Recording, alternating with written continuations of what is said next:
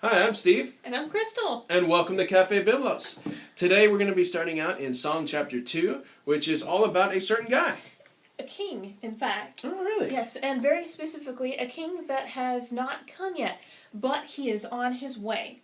Oh. But that begs the question, who is this king, and what is he about? Well, let's find out. We're going to be reading from Psalm chapter 2, and we're going to be reading from the English Standard Version, or the ESV for short. So you can follow along with us at home if you like. Why do the nations rage and the peoples plot in vain? The kings of the earth set themselves, and the rulers take counsel together against the Lord and against his anointed, saying, Let us burst their bonds apart, and cast away their cords from us. He who sits in the heavens laughs. The Lord holds them in derision.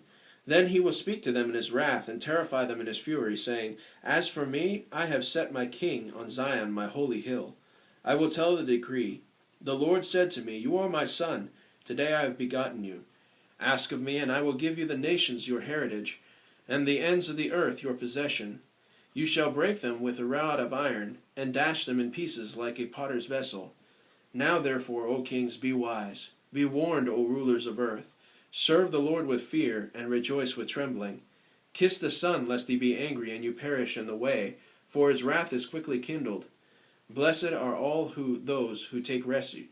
Blessed are all who take refuge in him. Did you know that the New Testament tells us who the writer is? I didn't know that. Yeah. In fact, in Acts 4, verse 25, it tells us that the author of this particular psalm is David. It is so important that it is quoted 7 times. 7 times in the New Testament. 7 times, that's right. We could say that 7 more times and it'd be just as symbolic. You see, the number 7 is a very symbolic number. It's a very important number in Hebrew, especially when you're dealing with things like poetry, like this right here, as well as other types of writing. And it literally symbolizes completeness. So if we said it 7 times, we would be complete in saying that it is complete. Can't argue with you there. That's right. But there's an even more important and very more familiar phrase that is used within this text. Yes, in fact, in verse 2, there is a very special word used here called Meshiach. And it basically means the anointed one, or the one that we're most familiar with, Christ, which is basically the Greek translation of the word. That's right. So 2 chapters in, and we're already talking about Jesus. Now that's pretty cool. Kings at the time were anointed with oil in ancient Israel. Anyway, so it's basically what's going on there is the Holy Spirit through the oil is being conferred onto the person, kind of like how oil soaks into the skin. It symbolized the Holy Spirit going into the king as he was being anointed. Very cool. And also the high priests were also anointed with oil, but for a very different reason. It wasn't so that they would receive the Holy Spirit, because that doesn't really happen in the Old Testament. However, what is going on is they are being sanctified. That means they're being taken from the ordinary people. They're being separated from them for a specific purpose for God. So they're made holy. And that's what the word means. Holy is that it means to be separated for a specific purpose. Well, I guess let's talk about the psalm as a whole then. Okay.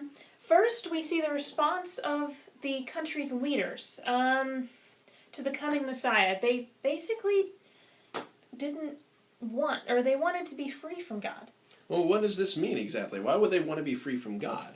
I mean, this reminds us, first of all, of Herod's reaction to Jesus when Jesus was born, right? He killed all the kids in Bethlehem, and he tried to stop the movement. He tried to stop Jesus. He tried to stop him from being born, as if that can happen. Okay. And then later on, the Jewish leaders, that is the Pharisees, the Sadducees, and the Torah scholars, not the Torah scrollers, that's something completely different, right?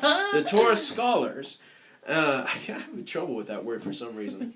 But these guys, and also the Emperor of Rome, they all tried to stop the Christian movement. Whether it be Christ himself, they tried to kill him, and that didn't work. And then the movement started, and they tried to kill all the Christians. That didn't even work. But why? Well, they wanted to be, we find out in the New Testament, that they wanted to be free from the influence of Christianity. They saw it as a threat to their rule, specifically. So all of this has to do with power and politics, and it goes all the way back, and it's mentioned within the second book of the book of Psalms. 1,000 years, give or take, before Jesus is even born. Wow. Yeah. Okay, but question comes, how are they going to fight God? I mean, you can't just do that. I mean, just like in the old Greek epics, you can't stop fate. Same as here, you can't stop God. Well, that's kind of like Jonah, right? Right. Yeah. Right. So I guess finally the psalm ends with a warning. Basically, it means be wise. Stop fighting him and take refuge with him instead. That kind of sounds like a lot of things that a lot of people who have become Christians do from their past. They fight God for a little while, and then later on they accept him. Mm-hmm. Well, that also brings a question for you to think about. Have I been fighting God? Have I been fighting Christianity? Have I been fighting Jesus? Or am I ready to take refuge in him? It's a very serious question. But that's not the question for today. Today we're going to look at another question. In verse 7, it says this, I will tell of the decree, the Lord said to me, you are my son, today I've begotten you. So the question is, what in the world does that mean? I mean, first of all, who is he talking to? That might be a little bit more obvious for you, might not. That's okay. But the more important question is, first of all, let's answer that first one. But also let's ask the question, what does he mean by today I have begotten you? I mean, what exactly does that mean? How should we apply that today? No. Well, that's all we got for today. Don't forget to comment and to like us. And do you have anything more you want to add? Well, just the fact, tune in tomorrow. We're going to be looking at Psalm 3. Is that right? Psalm 3, that's right. Wow. Should be a lot of fun. 3 days in, we're already into Psalm 3. That's nice. Great. We're doing great. So, I guess we'll see you tomorrow morning. See you in the morning. You have a great rest of the day, and God bless you all. Good night. Bye. I mean, good morning. I did it again!